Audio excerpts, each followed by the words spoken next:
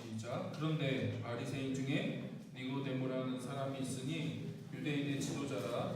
그가 밤에 예수께 와서 이르되 라비여, 우리가 당신은 하나님께로부터 오신 선생인 줄 아나이다. 하나님이 함께 하시지 아니하시면 당신이 행하시는 이 표적을 아무도 할 수 없으니이다. 예수께서 대답하여 이르시되 진실로 진실로 내게 이르노니 사람이 거듭나지 아니하면 하나님 나라를 볼 수 없느니라. 니고데모가 이르되 사람이 늙으면 어떻게 날 수 있사옵나이까? 두 번째 모태에 들어갔다가 날 수 있사옵나이까? 예수께서 대답하시되 진실로 진실로 내게 이르노니 사람이 물과 성령으로 나지 아니하면 하나님 나라에 들어갈 수 없느니라. 육으로 난 것은 육이요 영으로 난 것은 영이니 내가 내게 거듭나야 하겠다 하는 말을 놀랍게 여기지 말라. 아멘. 자, 우리가 이 말씀을 가지고 오늘은 하나님 왕국과 거듭남, 이런 제목으로 같이 말씀을 나누도록 하겠습니다. 우리가 계속 이제 회심에 대한 얘기를 하고 있죠. 믿음, 그 다음에 회심, 그 다음에 거듭남, 이런 얘기를 하고 있는데 이게 좀 논리적으로 이렇게 흘러가고 있다는 걸 여러분이 생각하시면 좋을 것 같고요. 우리가 이제 회심에 대한 얘기를 다시 이제 하고 있는데, 이 회심이 무엇인지 다시 한번 잘 이해하려면 성경 말씀을 우리가 다시 한번 기억해야 될 것이 있어요. 마가복음 1장 15절, 우리 이거 너무 여러 번 읽어서 여러분 귀에 딱지가 생길 정도로 많이 아는 말씀인데, 그래도 이 말씀 너무 중요하니까 다시 한번 좀 읽겠습니다. 마가복음 1장 15절인데 같이 한번 읽어볼까요? 때가 찼다, 하나님 나라가 가까이 왔다, 회개하여라, 복음을 믿어라. 그래서 이게 예수님의 그 첫 번째 설교죠. 공생애를 시작하시면서 예수님의 첫 번째 설교가 때가 찼다는 거예요. 때가 가까이 왔다. 이제 그 때가 됐다. 시간이 됐다. 그러면서 뭐라고 하세요? 하나님 나라가 바로 너희들 코앞에 와 있다는 거죠. 하나님 왕국이 너희들 바로 코앞에 와 있다. 그러므로 회개하고 복음을 믿어라 라고 얘기하고 있는 거죠. 그래서 여기서 회개라고 하는 말이 회심, 돌이키는 것, 가던 길을 돌이키는 것, 지금까지 살아왔던 삶을 바꾸는 것을 얘기한다는 거죠. 그래서 회심이 뭔지를 우리가 잘 이해하려면 먼저 하나님의 왕국, 하나님 나라가 왔다고 하는 얘기를 우리가 잘 이해하고 있어야 된다는 거예요. 그래서 이런 그림을 제가 몇 번 설명드렸죠. 자, 이 세상이 존재하죠. 그렇죠? 하나님이 창조하신 이 세상이, 창세기부터 보면 하나님이 창조하시고 쭉 그 세상이 이제 존재하죠. 그렇죠? 근데 이제 어느 날 예수님이 이 땅에 오셨죠. 우리가 그걸 이제 초림이라고 하는데, 초림. 예수님이 이 땅에 오셨어요. 그리고 예수님이 이 땅에 오셔서 뭘 첫 번째로 선포하세요? 하나님 나라가 가까이 왔다는 거예요. 하나님 왕국, 하나님 나라가 이제 시작됐다는 거예요. 이제 하나님 왕국이 시작됐다라고 얘기하시죠. 그렇죠? 그래서 예수님으로부터 시작해서 하나님의 왕국이 이 땅에 임하기 시작한다. 이 땅에 하나님 왕국이 실현되기 시작한다는 걸 얘기하시는 거죠. 그렇죠? 그래서 하나님 왕국의 시작을 예수님의 그 초림에서부터 시작되는 거죠. 그럼 이게 언제 완성돼요? 예수님의 재림 때, 그렇죠? 다시 오실 때 그 하나님의 왕국이 완성되죠, 그렇죠? 네. 근데 이 하나님의 왕국이라는 게 갑자기 나타난 게 아니고 이미 그 전부터 있었죠. 원래 하나님은 계속해서 하늘에서 이 모든 세계를 통치하시고 다스리고 계신 분이시죠, 그렇죠? 그리고 구약에 보면 그래서 하나님이 타락한 3장 이후로 인간이 타락하게 되는데 이 타락한 세상을 회복하고 구원하고 이 땅을 새롭게 하기 위해서 한 사람 아브라함을 부르시고 한 가정, 아브라함 가정, 아브라함, 이삭, 야곱, 그 다음에 12아들, 그 다음에 그 12아들을 통해서 한 민족, 이스라엘 민족을 부르셔서 이 땅에 하나님 왕국을 실현하기 위해서 하나님이 계속 일하셨죠. 근데 그게 다 이제 이스라엘의 불순종으로 실패하게 되고, 그래서 이제 하나님이 육신으로 입고 이 땅에 오시죠. 예수님이. 그래서 하나님 왕국을 본격적으로 시작하시는 거죠. 하나님 왕국이 이제 이 땅에 임하기를 시작하는 거죠. 그리고 예수님이 다시 오실 때 그 하나님 왕국이 완성되죠. 그러면 성경은 이제 새 하늘과 새 땅이 이제 시작된다라고 얘기하죠. 그게 요한계시록에 보면 새 하늘과 새 땅이 시작되는 거죠. 그럼 우리는 어떤 시점에 살아가고 있습니까? 그 중간에 살아가죠, 그렇죠? 그 중간에 하나님 나라가 지금 이 땅에 임하고 있지만 아직 완성된 건 아니죠. 예수님 다시 오실 때 하나님 왕국이 완성되겠죠. 그래서 어떻게 보면 이 세상에 하나님 왕국이 임하고 있냐, 어디가 하나님 왕국이냐, 막 그렇게 질문하실 수도 있어요. 그게 안 보이니까. 그러나 중요한 건 뭐냐면 하나님을 믿는 우리가 하나님의 왕국이죠. 하나님 교회, 하나님 왕국이에요. 우리가 하나님 왕국을 이 땅에 이뤄가는 사람들이고 이 공동체가 하나님 왕국을 추구하는 사람들이라는 거예요. 무슨 말이냐면, 자, 예수님께서 새로운 시대를 선포하시잖아요. 이제 하나님 왕국이 이제 너희들 앞에 왔다. 이제 새로운 시대, 새로운 나라, 새로운 왕국이 이제 시작된다라고 얘기하시는 거예요. 그러면 그 왕국에, 하나님 왕국에 들어가려면 뭐가 필요하냐면 전에 살았던 방식들을 완전히 버리는, 전에 너가 살았던, 너희들이 살았던, 추구했던 그 방식들, 삶의 모습들, 기준들, 가치들을 다 버리고 어떻게 해요? 하나님 왕국에 새롭게 들어가야 된다는 거예요. 그걸 뭐라고 얘기해요? 그걸 회개라고 얘기한다는 거예요. 회개, 회심. 그냥 들어갈 수 없는 거예요. 왜? 새로운 왕국이니까, 새로운 나라, 새로운 질서니까 옛날 질서가 이제 더 이상 적용되지 않는 거죠. 마치 이런 거예요. 예를 들면 우리가 오래전에 일제 통치를 받았죠. 근데 8.15를 통해서 해방됩니다. 그렇죠? 해방돼 이제 더 이상 일본의 지배를 받지 않아요. 우리가 이제 새로운 공화국이 이제 시작됐어요. 대한민국이라고 하는 공화국이 새롭게 시작됐어요. 그럼 어떻게 해요? 일제 통치를 받았던 그 모든 그 법, 기준들, 가치들, 그렇죠? 그 모든 권력들 다 어떻게 해요? 없어지는 거죠. 그리고 이제 새로운 나라에 이제 대한민국의 국민이 되어서 새로운 법의 통치를 받고 새로운 그 법 질서에 의해서 살아가게 되는 거죠. 그러니까 하나님 왕국도 그렇다는 거예요. 예수님이 오심으로 인해서 하나님의 나라가 이 땅에 임하기 시작하는데 그 나라에 들어가려면 어떻게 해야 돼요? 너희들이 반드시 회개해야 된다. 회개, 회심.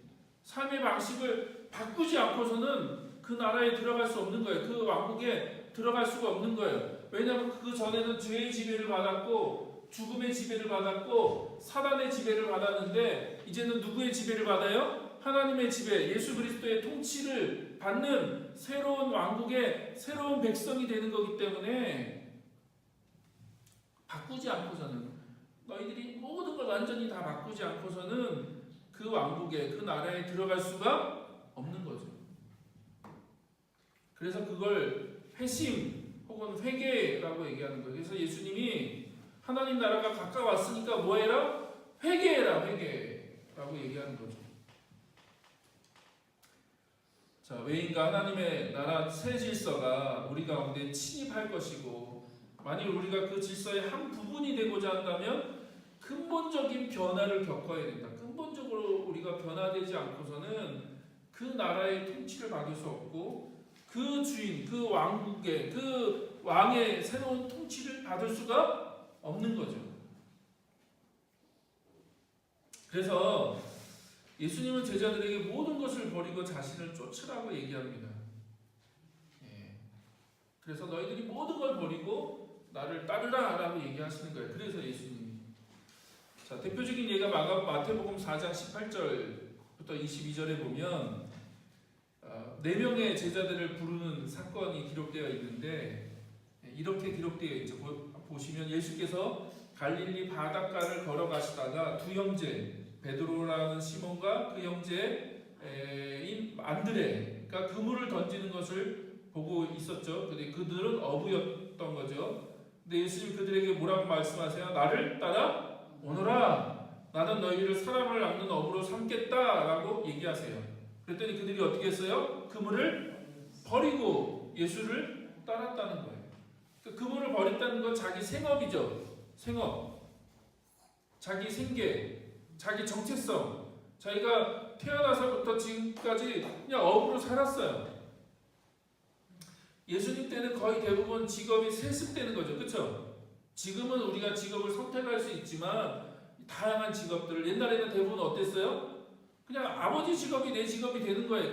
가문이 그냥 대대로 그 직업을 승계하면서 살아왔죠. 그러니까 갈릴리 그 베드로도 옛날부터 다 어부 집안이었을 거예요. 어부로 살았고 어부로 그냥 생업을 유지했어요. 그게 자기 정체성이고 자기 생계예요. 근데 예수님이 뭐라고 하세요? 그걸 버리고 나를 따르라라고 얘기하시죠. 그랬더니 그들이 그 모든 것을 버리고 예수님을 따랐다는 거예요. 그리고 또 조금 더 가시다가 다른 두 제자를 만나죠. 야고보와 요한을 만나셨어요. 근데 그들이 배에서 그물을 깃고 있었죠. 그물을 깃고 이제 배를, 그러니까 고기를 잡고 온 거죠. 그래서 그물을 이제 깃고 있었는데 예수님이 그들을 또 부르셨어요. 그랬더니 그들이 어떻게 했어요? 배와 자기들의 아버지를 놓아두고 예수를 따랐다는 거죠. 그물을 버렸다는 것은 갈릴리 어부들에게 쉬운 일이 아니죠. 그물은 생업이자 자기 신분의 상징이었다는 거예요. 근데 그들이 그 모든 것을 버리고 예수님을 따랐고, 단지 소유물을 버렸다는 게 아니라 여기서 강조하는 건 뭐냐? 뭐 고기를 더 이상 잡지 않는다. 고기 잡는 게 나쁜 거다. 고기를 잡는 것을 포기했다. 그런 의미가 아니에요. 고기 잡는 게 나쁜 겁니까? 아니에요. 그게 그런 의미가 아니라는 거예요. 여기서 그물을 버렸다는 건 상징이죠. 상징. 어떤 상징이요?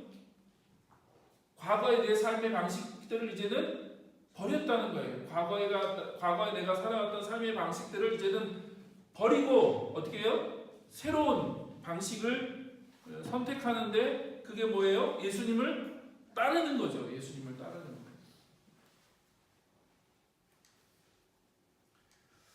자, 그래서 지난주에 그 회심에 대한 얘기를 했죠. 그래서 구약에서 회심은 돌아섬을 의미하고, 그 돌아섬은 죄에서, 악으로부터 하나님께 돌이킨다는 것을 의미한다. 자기가 죄를 지었던 그 삶의 방식들, 그 삶의 그 모습들에서 돌이켜서 하나님께로 돌아간다라고 하는 것을 의미한다. 그래서 회심은 돌아오는 것, 집으로 귀환하는 것, 더 이상 죄나 눈먼 상태, 우상 숭배 가운데 방황하지 않고 하나님께 돌아온다라고 하는 의미가 있다라고 얘기를 드렸죠. 또 신약에서는 방향의 전환이다. 방향의 전환. 가던 길을 돌이키는 것. 운전으로 말하면 유턴이죠. 삶의 방향을 전환하는 것. 그럼 방향 전환하려면 뭐 해야 돼요? 먼저 멈춰야죠. 그렇죠? 내가 지금까지 이 방향을 향해서 계속 살아왔어요. 그걸 추구하면서 살아왔다고요. 근데 하나님 앞에서 그게 잘못됐다, 그게 죄다라는 걸 알았어요. 그러면 먼저 뭐 해야 돼요? 멈춰야 된다. 멈추고 그 다음에 어떻게 해요? 새로운 방향으로 방향을 전환해야죠. 그래서 회심한다는 건 180도 방향을 바꾸는 거죠. 180도 방향을 바꾸는 거. 그래서 영어로 하면 change가 아니다. change가 아니다. transformation이라고 하는 단어인데, change는 뭐냐면 그냥 옷을 갈아입는 거예요. 내 몸은 그대로인데 우리가 이제 더워지면 어떻게 해요? 이제 이 옷이 이제 반팔하고 얇아지겠죠, 그렇죠? 그리고 다시 추워지면 어떻게 해요? 두꺼운 옷을 꺼내 입겠죠. 그게 체인지예요. 그냥 옷을 갈아입는 거예요. 바꿔 입는 거. 트랜스포메이션이란 말은 뭐냐면 트랜스가 바꾼다는 거죠. 트랜스가 바꾼다는 말이고, 포메이션 말은 폼, 어떤 틀을 바꾼다는 거예요. 틀 자체를 완전히 바꾼다는 거죠. 그러니까 이 몸 자체를 완전히 바꾼다는 거지, 옷을 바꿔 입는 게 아니라 이 몸 자체를 완전히, 쉽게 말하면 우리 체질을 완전히 새롭게 바꾸는 것을 얘기한다. 그래서 회심은 체인지가 아니죠. 체인지.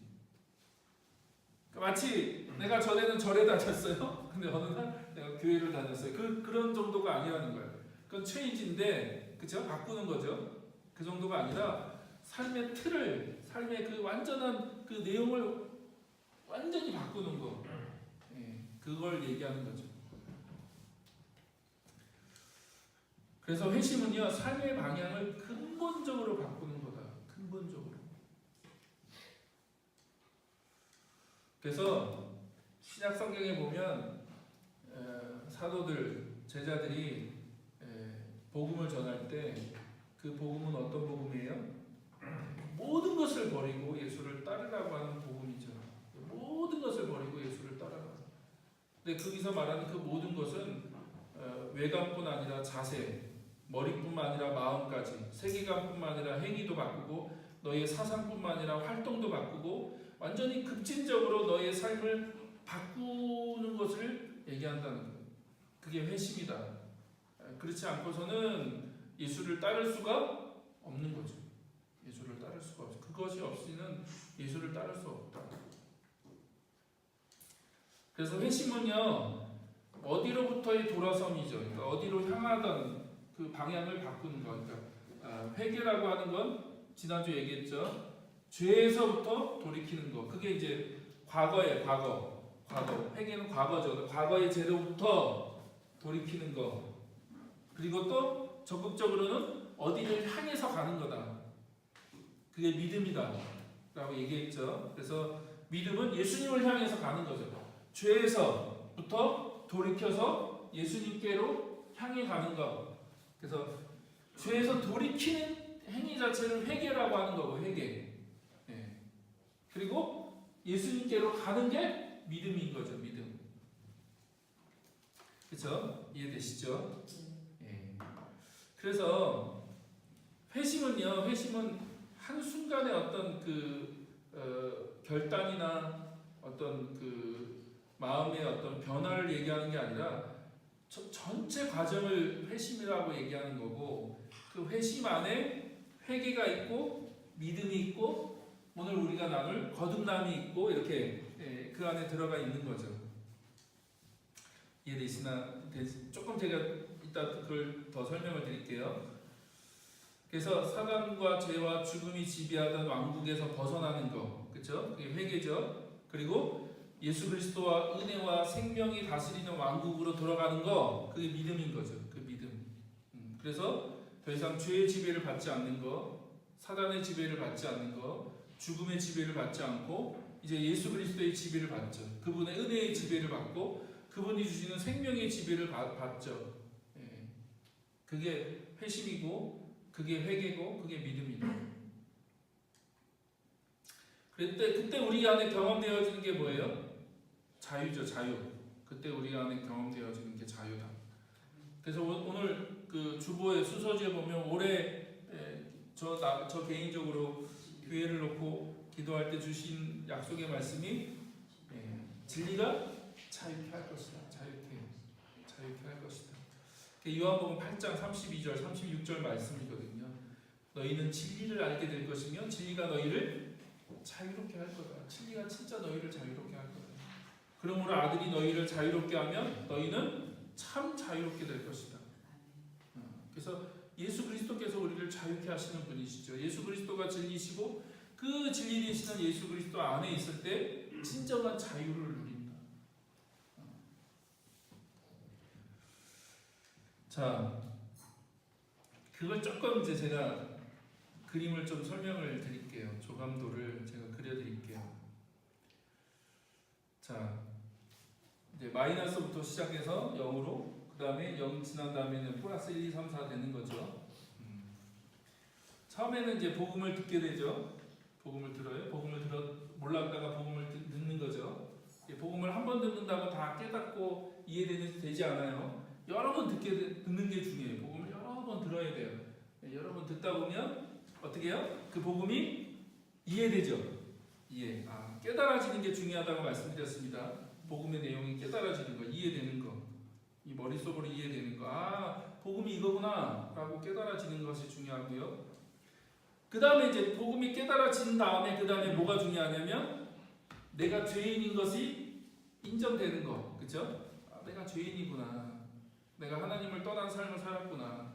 내가 지금까지 하나님을 모르고 내가 주인이 돼서 살았구나라고 하는 것을 인정하고 그게 고백되어지는 게 중요하죠. 그래야지 이제 그 다음에 회개할 수 있는 거죠. 회개, 그렇죠? 내가 이렇게 사는 것이 죄고 하나님이 싫어하시고 하나님 미워하시는 거구나. 하나님의 진노와 하나님의 심판이 있구나라고 하는 걸 깨닫고 그 죄에서 돌이켜야죠. 그렇죠? 그게 회개죠.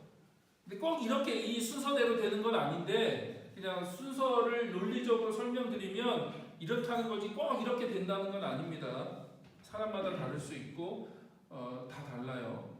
근데 그냥 논리적으로 여러분한테 설명을 드리는 거예요. 그 다음에 이제 그러면 0이 되는 거죠. 0, 그쵸? 0. 근데 0하고 1은 엄청난 차이죠. 0은 아무것도 없지만 1은 이제 뭔가가 이제 존재하기 시작하는 거잖아요. 그쵸? 그래서 과정이라는 게 이런 과정들이 필요해요. 과정들. 이런 과정들을 통해서 우리가 하나님 앞에 나가게 되고 하나님을 알게 되고 그리고 하나님을 믿게 되는 거죠. 이제 하나님을 향해서 내가 살아가겠다고 결정하죠. 그게 믿음이다라고 말씀드렸어요. 그때 이제 거듭나는 일들이 일어나는 거고요. 그 다음에 거듭나야지 의롭다함을 받는 거죠. 칭의. 그 다음에 의롭다함을 받아야지 하나님 자녀가 될 수 있는 거죠. 양자. 우리가 그전엔 죄인이었는데 이제는 하나님의 자녀가 되는 거죠. 그래서 성경은 이 모든 과정을 다 회심이라고 얘기한다는 거예요. 이해되세요? 회심은 어느 한 순간을 얘기하는 게 아니라 회심은 이 모든 과정을 회심이라고 하는 거예요. 그 회심 안에 거듭남이 있고 회개가 있고 믿음이 있고 이렇게 그런 사건들, 그런 선택들, 그런 시간들이 있는 거죠. 그렇죠? 이해되세요? 그래서 여러분이 그렇게 그림을 좀 그려 놓으시면 이게 제가 하는 얘기가 이해가 되실 거예요. 그런 그림을 그려놓고 이제 거듭남이 뭐냐는 거예요. 거듭남이 뭔지를 얘기하는 게 이제 필요하겠죠. 그래서 이게 순서대로 되는 그 설명이지만 이대로 꼭 되는 건 아니다. 이제 논리적으로 설명을 드리는 거지 꼭 이렇게 되는 건 아니다. 어떤 분은 회개하고 믿기로 결정할 수도 있고 반대로 믿고 회개할 수도 있고요. 그건 사람마다 달라요. 사람마다 다를 수 있는데 그냥 여러분이 머릿속에 이해되도록 설명을 드리는 것이 그거고요. 그렇게 할 때 내가 믿고 회개하기로 결정하고 혹은 회개하고 믿기로 결정할 때 우리 마음 가운데 우리 마음 가운데 우리 내면에 뭔가 새로운 변화들이 일어나는데 그게 바로 뭐예요? 그게 거듭남이다. 거듭나는 일들이 일어난다. 그러므로 거듭난다는 것은 마음을 고쳐먹었다 그런 정도를 얘기하는 게 아니에요. 뭐 새 사람이 됐다. 내가 새로운 생활을 하기로 결심했다. 내가 손을 씻었다. 뭐 그런 의미가 아니에요. 그런 의미. 내가 지금까지 이런 삶을 내가 이제 털고 이제 새로운 삶을 살기로 결정했다. 그래서 세상은 그런 의미로 써요. 그래서 내가 이제 거듭났어. 나 새 사람이 됐어. 그래서 이제 새롭게 살기로 결정했어. 손을 씻었어. 막 그런 표현을 쓰는데 성경에서 말하는 거듭남은 그런 의미가 아니다.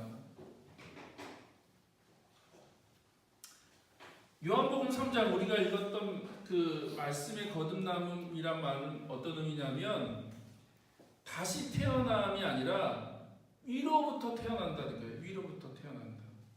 위로부터 하늘로부터 태어난다라는 의미입니다. 그 원어적으로 살펴보면 그 거듭난다는 말은 다시 태어난다는 게 아니라 하늘로부터 위로부터 태어난다라는 의미라는 말이죠.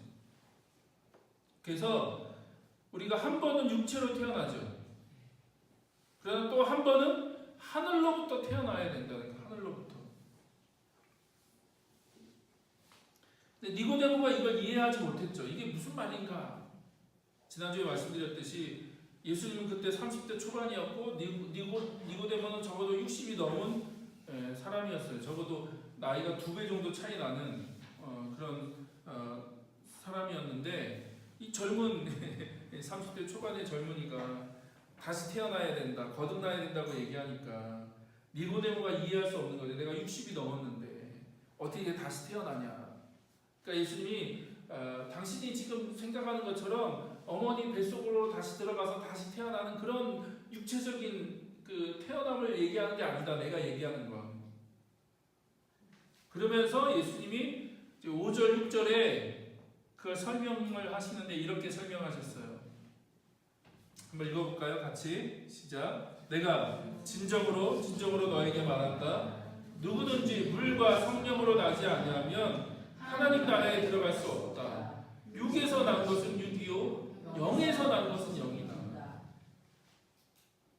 그래서 예수님 뭐라고 하세요? 물과 성령으로 다시 태어나야 된다. 물과 성령으로 태어나야 된다라고 얘기하시죠.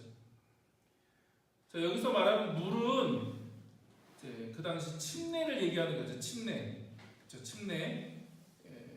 물에 완전히 담그는 걸 침례라고 하는데 세례가 정확한 말이 아니라 침례가 정확한 말이죠. 침례. 침자가 담근다라는 의미거든요. 담근다. 세례할 때 셋째는 씻는다는 의미의 셋자고요. 근데 여기서 예수님 말씀하신 그 물과 성령을 할 때 물이라고 하는 건 씻는다는 걸 얘기하는 게 아니에요. 물로 씻는다, 정결해진다, 뭐 그런 의미가 아니라 여기서 말하는 물은 물에 완전히 담그다라는 의미의 그 단어예요. 그래서 예수님 당시 침례를 받을 때 어떻게 해요? 물 속에다가 완전히 들어가는 거죠. 물 속에 내가 완전히 담겨지는 거죠. 들어가는 거죠. 그렇죠? 그리고 물 밖으로 나와야죠. 들어간다는 건 죽는다는 의미예요. 죽는다. 물 속으로 들어간다라는 얘기는 과거의 나의 삶이 어떻게 해요? 끝났다. 죽었다. 완전히 이제 그 과거의 삶과 단절한다. 넌 이제 죽었어. 이제 넌 완전히 죽은 존재야라고 하는 걸 의미하는 거예요. 물 속에 들어가는 걸 통해서 내가 완전히 죽었다. 내가 완전히 이제 끝났다라고 하는 걸 얘기하는 거죠. 그리고 물 밖으로 나오면요, 네가 물 밖으로 나옴으로 인해서 새 생명을 가지고 이제 새로운 생활을 시작하게 됐다. 새로운 존재가 됐다. 새롭게 됐다라고 하는 걸 얘기하는 거죠. 자, 그 다음 성령이란 말은 뭐냐면 예수님이 이제 물보다 성령을 더 강조하시는데 성령이란 말은 무슨 말이냐면 거듭나는 것은 인간의 노력이나 결단의 결과가 아니라는 거예요. 물론 회개, 믿음은 여러분이 결단하셔야죠. 결정하셔야죠. 그렇죠? 회개해야 돼요. 회개하기로 내가 결정하는 거죠. 예수님 믿기로 내가 결정하는 거죠. 그러나 그것만으로 다 되지 않는다는 거예요. 그 다음에 뭐가 필요하냐면 하나님의 역사, 성령의 역사가 필요하다는 거예요. 성령의 역사. 성령께서 그렇게 돌이키고 내가 회개하기로 결정하고 하나님을 향해 살기로 결정하고 내가 예수 그리스도를 따르기로 결정한 그 사람 안에 새로운 일들을 행하시는 거예요. 새 역사를 하나님 새로운 일들을 행하시는데 그게 뭐예요? 성령께서 그 안에 새로운 탄생, 새로운 생명을 부여하셔야 된다는 거예요. 그래서 한 번은 육체로 태어났다면 한 번은 반드시 성령에 의해서 하늘로부터 태어나야 된다. 그게 이제 거듭남이다라고 얘기하는 거죠. 그래서 인간이 할 수 있는 일이 아니에요. 우리가 아무리 1000번, 100번, 10,000번 결정하고 선택하고 뭐 아무리 무슨 짓을 해도 우리는 우리 자신을 새롭게 태어나게 할 수가 없어요. 중생하고 거듭나게 할 수가 없다고. 이건 인간의 일이 아니에요. 누가 하셔야 돼요? 하나님이 하셔야 돼요. 하나님이 뭘 통해서 하세요? 성령을 통해서 우리 안에 행하신다는 거예요. 그러면 우리가 어떻게 새로운 생명을 얻게 되는가? 어떻게 그것이 우리 안에 가능한 일인가? 그것은 오직 성령의 내주, 성령께서 우리 안에 들어오신다고 내주하심으로 일어나는 일이다. 자, 그래서 인간 편에서 해야 될 일이 있죠. 인간 편에서는 회개와 믿음을 결정하는 거죠. 그렇죠? 선택하고 결단해요. 그러면 하나님이 그 사람에게 새로운 일들을 행하시는데 그게 뭐예요? 그 마음에 성령을 부어주신다고요. 성령을 부어주신다.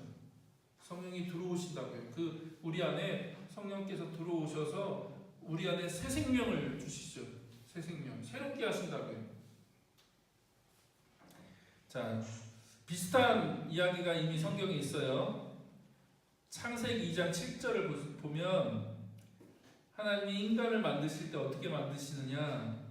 흙으로 사람을 지으시고, 그러니까 모양을 만드시는 거죠. 육체, 이 모양을 흙으로 빚으셔서 이 모양, 우리가 눈에 보이는 이 육체를 만드신 다음에 어떻게 하세요? 그 코에다가 생명의 기운을 불어 넣으셨는데, 원어로, 히브리 원어로 보면 이렇게 불어 넣었다는 거예요.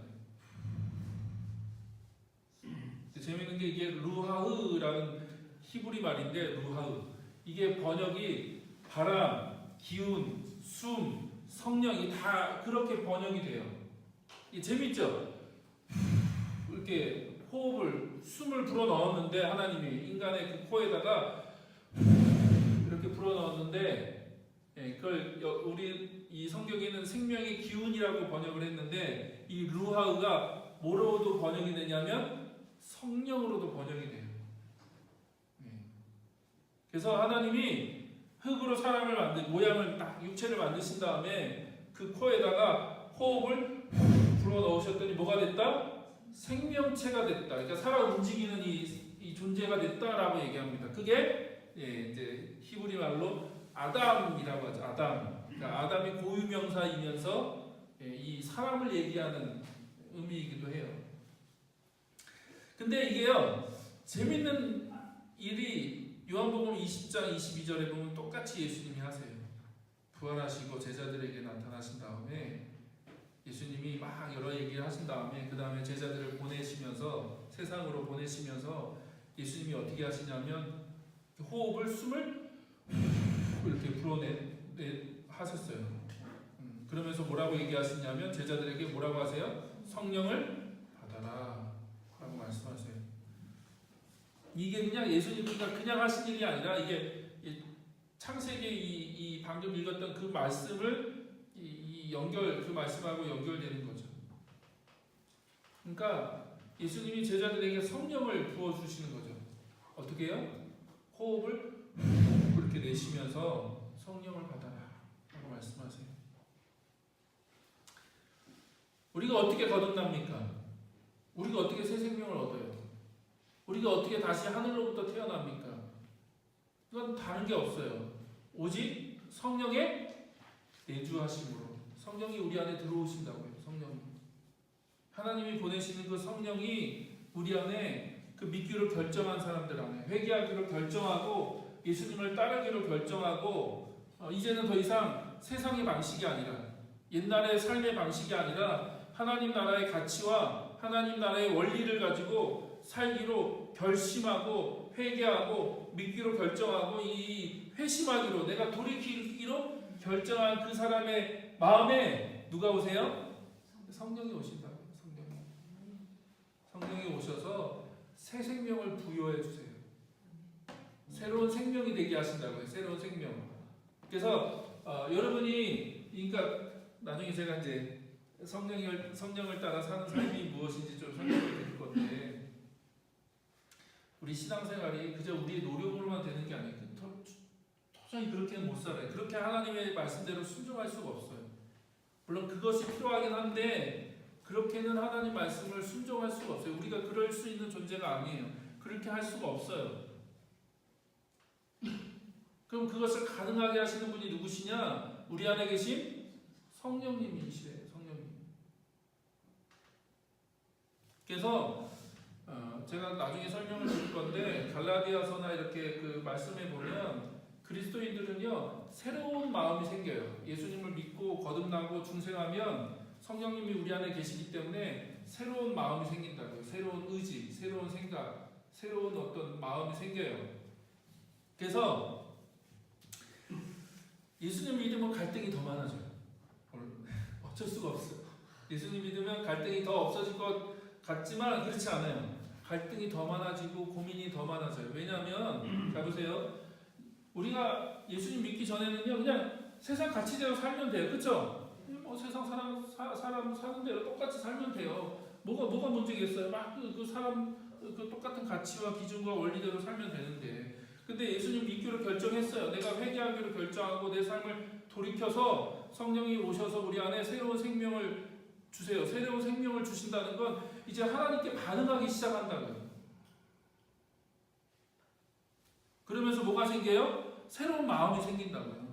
하나님 뜻대로 살고자 하는 마음, 하나님 뜻대로 살고자 하는 의지, 하나님을 기쁘게 하고자 하는 그런 소원, 소망들이 우리 안에 막 생겨요.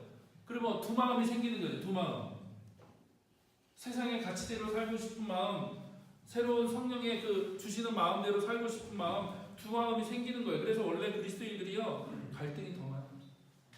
갈등. 그래서 갈라디아서 보면 육체로 따라 살 거냐, 성령을 따라 살 거냐, 너희들이 육체를 따라 살 거냐, 성령을 따라 살 거냐. 너희가 전에는 그냥 육체에 원하는 대로 살았다. 그러나 이제는 어떻게 해요? 너희들이 성령을 따라 살아야 된다. 근데 그게 자동으로 되는 게 아니라 성령을 따라 살기로 내가 결정하고 선택해야 되는 거죠. 근데 그 시작이 뭐냐? 그 시작이 바로 거듭남이죠. 거듭남. 중생함으로 우리 안에 새 생명을 갖게 되고 우리 생명을 갖게 새로운 생명을 갖게 되기 때문에 이제 새로운 반응들을 한다고요. 반응들. 마치 아기가 뱃속에 있던 아기가 태어나는 거죠. 엄마 뱃속에 있던 아기가 출산을 통해서 딱 태어나면 그 아이가 이제 생명을 갖고 있기 때문에 반응하잖아요.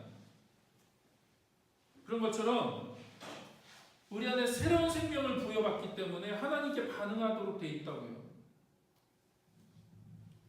그게 거듭나는 거다. 자, 정리하겠습니다. 회심과 거듭남이 필요한 이유는요. 말씀드렸죠. 새로운 시대가 도래했기 때문에 하나님 왕국, 새로운 하나님의 왕국이 시작되었기 때문에 우리 안에 회심이 필요하고 거듭남이 필요한 거죠. 과거의 삶에서 돌이키지 않으면 새로운 삶을 시작할 수가 없죠. 그렇죠? 과거의 삶에서 우리가 돌이켜야지 새로운 삶을 시작할 수 있죠. 근데 그 돌이킴은 새로운 출생으로 시작하는 거예요. 새로운 출생. 새롭게 태어나는 그 출생으로 시작하는 거다. 완전한 단절과 새로운 생명으로 다시 시작해야 돼. 그러니까 완전히 옛날 삶을 끝내고 죽어야죠. 죽어. 옛날 삶에 대해서 내가 죽어야죠. 그래서 로마서 6장에 보면 뭐라고 표현하냐면 내가 예수 그리스도와 함께 십자가에 죽었다. 그런 거예요. 예수 그리스도와 함께 내가 십자가에 죽었다. 그리고 예수님이 3일 만에 다시 부활하시죠. 그럴 때 내가 예수님과 함께 부활했다는 거예요. 새 생명을 가지고 이제는 옛사람에 대해서 죽었어요. 완전히 죽었다. 내가 예수님 안에서 이제 새롭게 태어났다. 새 사람이 됐다. 새로운 생명이 시작됐다라고 얘기하는 거죠. 근데 그 일은 누가 하신다고요? 하나님이 하신다고요. 여러분이 할 수 있는 일이 아니에요. 여러분이 여러분의 생명을 새롭게 할 수가 없어요. 그건 오직 하나님이 하셔야 되는데 하나님이 성령을 통해서 하신다고요. 그래서 우리가 중생이 뭐냐, 거듭난다는 게 과연 어떤 것인가 라고 하는 걸 다시 한번 이해하셨으면 좋겠습니다. 그래서 회심은 전체 과정을 회심이라고 얘기하는 거죠. 그렇죠? 그러니까 한 번 회심했다고 되는 게 아니에요. 어차피 우리가 예수님을 믿고 예수님을 따르는 그 모든 삶이 회심한 거죠. 그렇죠? 그래서 매일매일 회심해야 돼요. 여러분 매일매일 회심해야 되고 매 순간이 회심하는 거죠. 이제 더 이상 내 가정에서, 내 관계에서, 내가 하루를 사는 그 삶의 현장 속에서 내가 과거의 삶을 선택할 수가 없는 거예요. 과거의 방식대로 살 수가 없는 거죠. 왜냐하면 내가 회심했으니까, 내가 회개하고 하나님을 따르기로 결정했으니까 매일매일 순간 속에서 뭐 해야 돼요? 회심하는 삶을 살아야죠. 그러니까 한 번 결정했다고 되는 게 아니라 회심은 어쩌면 계속 회심하는 거죠. 계속 회심하는 거고 그 과정에서 중생은 한 사건을 얘기하는 거야. 애기가 응애라고 태어나야죠. 그렇죠? 한번 응애라고 태어나야지 그래야지 어떻게 해요? 네. 그 아이가 성장하고 자라게 되잖아요. 네. 말씀드렸듯이 여기요. 이 0에서 1이 되는 거예요. 이 과거 0에서 1이 되는 이 사건을 중생한다, 거듭난다라고 얘기하는 거예요. 이해하세요? 한 사건. 애가 엄마 뱃속에 있다가 태어나야죠. 그래서 여러분 다 각자 생일이 있잖아요. 태어난 생일. 몇 년, 몇 월, 며칠, 몇 시에 태어난 거죠. 그 태어남을 통해서 여러분이 이제는 자라온 거잖아요. 지금까지. 똑같아요. 믿음 생활도 똑같다는 거예요. 한 번은 반드시 거듭나야 됩니다. 거듭나는 시간, 거듭나는 사건이 있어야죠. 그렇죠? 다시 태어나는 그 시점이 있어야 된다고요. 그래야지 생명을 가지고 이제는 하나님 앞에서 자라가는 거죠. 그러니까 오해하지 마십시오. 거듭나지 않고 교회를 10년 다녔다고 그 사람이 신앙이 있는 게 아니에요. 거듭나지 않고 20년, 30년 계속 뭐 권사가 되고 장로가 되고 저처럼 목사가 됐다고 해서 그 사람이 신앙이 있는 게 아니에요. 신앙이 생명이 없는 데서 뭐가 자라겠습니까? 그냥 교회 생활에 익숙해진 거고 그냥 그런 생활에 익숙해진 거죠. 그래서 여러분 스스로 좀 질문해 보셨으면 좋겠어요. 내가 거듭났나? 그리고 내가 거듭났는지 안 났는지는 누가 더 잘 알아요? 내가 더 잘 알죠. 내 안에 생명이 있는지 없는지는 누구보다도 내 자신이 잘 알죠. 마무리하겠습니다. 우리 이 시간 여러분이 이걸 잘 머릿속에 그리셨으면 좋겠습니다. 잘 그리시고 잘 이렇게 그림을 그려놓으시면 내가 지금 어디 시간들을 보내고 있는지, 내가 지금 어디를 지나가고 있는지를 알게 되는 거죠. 그리고 내가 지금 무엇이 필요한지, 내가 어떻게 하나님 앞에 반응해야 되는지를 알 수 있을 것 같습니다. 잠깐 기도하고 우리 성만 찬하죠.